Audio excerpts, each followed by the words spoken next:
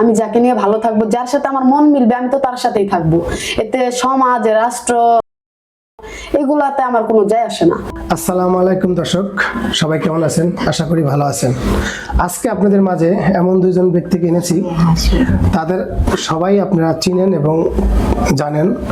আজকে তাদের live history আমরা জানবো, তারা ছোট থেকে বড় হয়েছে কিভাবে এবং তাদের জীবনের অতীতগুলো আমরা আজকে আপনাদের জানাবো। ইতিমধ্যে আপনারা জেনে গেছেন আমরা কাকে এনেছি, এসকে শারমিন এবং তার রুমমেট শাহানাজ। তাদের কাছে এখন চলে যাব। শারমিন, তুমি কেমন আছো?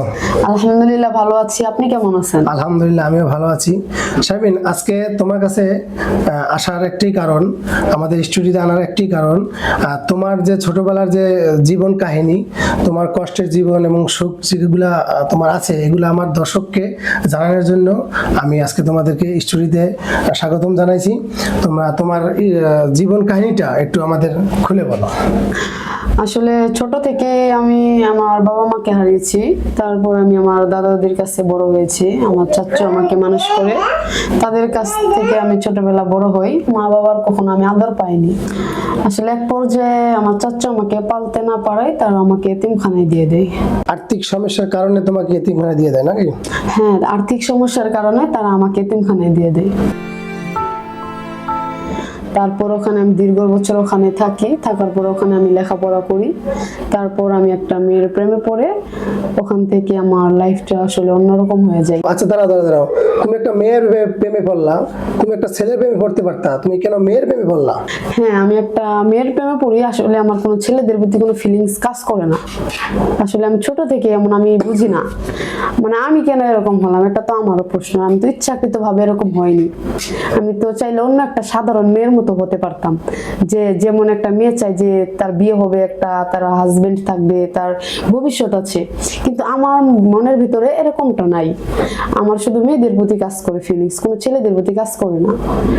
তারপরে ওখানে আমি একটা মেয়ের সাথে পালিয়ে আসি ওই এতিমখানা থেকে। তুমি একটা মেয়ে হইয়া মেয়ে নিয়ে পালাইছো, আমি তো জানি যে ছেলে মেয়ে নিয়ে পালায়। হ্যাঁ, আমি মেয়েকে নিয়ে পালাই। আসলে তাকে নিয়ে পালিয়ে আসার পরে আমি ঢাকায় আসার জন্য রওনা দেই, কিন্তু ঢাকা শহর ততটা আমার চেনা ছিল না। তারপর তার নানির বাড়িতে আমরা উঠি, সে আমাকে নিয়ে তার নানির বাড়িতে উঠি। ওখানে আমার একটাই ভুল হয়েছে যে তার পরিচিত লোকের বাড়িতে উঠছিলাম। তারপর নানিরা আমার ফ্যামিলিকে ফোন করে যে আপনাদের মেয়ে আমার মেয়েকে নিয়ে পালিয়ে আসছে আমাদের বাড়িতে, মানে এরকম কথা হয়। তারপর আমার চাচু আসে, আসার পরে আমাকে ওখান থেকে নিয়ে যায়, ওকে ওর মা বাবা নিয়ে যাই। তারপর থেকে আমরা আলাদা হয়ে যাই। তারপরে আসলে তার সাথে আমার আর দেখা সাক্ষাৎ কখনো হয় না। এটাই স্বাভাবিক, তোমার চাচু দুটা মেয়েকে আলাদা করে দিয়েছে।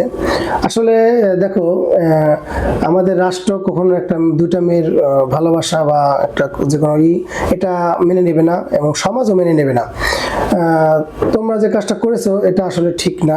আসলে এটা তো আমার সমস্যা না, ঠিক আছে? আমি কেন এরকম হলাম? আমি তো আর 10টা মেয়ের মতো হতে পারতাম। আমার মানে মাথার ভিতর, আমার মনের ভিতর মানে কেন একটা ফিলিংস কাজ করে? এখানে তো মানে বাজে মন্তব্য করার কিছু নেই। আমি যাকে নিয়ে ভালো থাকবো, যার সাথে আমার মন মিলবে, আমি তো তার সাথেই থাকবো। এতে সমাজ, রাষ্ট্র এগুলাতে আমার কোনো যায় আসে না। আমি যাকে ভালোবাসি আমি তাকে নিয়ে থাকবো, এটা তো আমার দোষ না। আমার মনের ভিতরে এরকম কাজ কেন করে, এটা তো আমার প্রশ্ন। আমি কেন এরকম হলাম? আমি তো আর 10টা মেয়ের মতো হতে পারতাম। আসলে শারমিন, যেটা আমি বুঝছি, যেটা তোমার জন্ম থেকে এই সমস্যা, আসলে এটা তো তোমার ছোটবেলা যদি তুমি কোনো কারণে যদি এটা চিকিৎসা করতে পারতা, সেটা হয়তো ভালো হতো। হ্যাঁ, এটা একটা আমার প্রবলেম, সেটা আমিও বুঝতে পারি। তবে ছোট থেকে যদি এটা আমাকে চিকিৎসা করতো, হয়তো এটা ভালো হইতো। আসলে এটা তো আমার কোনো দোষ নেই। আর ওরা আমার চিকিৎসা করবে কি? আমি তো একবেলা খেতে পারছি, 2 বেলা খেতে পারিনি। আমাকে তো এতিমখানায় দিয়ে দিল। আমি একটা জামা পরে 10 দিন কাটাইছি। আমার এরকমও দিন গেছে আমি একটা জামা পরে 2 দিন, একটা জামাই পরে আমি সবসময় কাটাইছি। আর এখানে আমাকে চিকিৎসা করাবে কি? আর চিকিৎসা বলতে এখানে তো কেউ মানে এটা বুঝবে না। এটা তো ছোট থেকে কেউ বুঝে না। যখন 10+ হয় তখন মানে আমি বুঝতে পারি যে আমার কোনো ছেলেকে ভালো লাগে না, আমার মেয়েকে ভালো লাগে।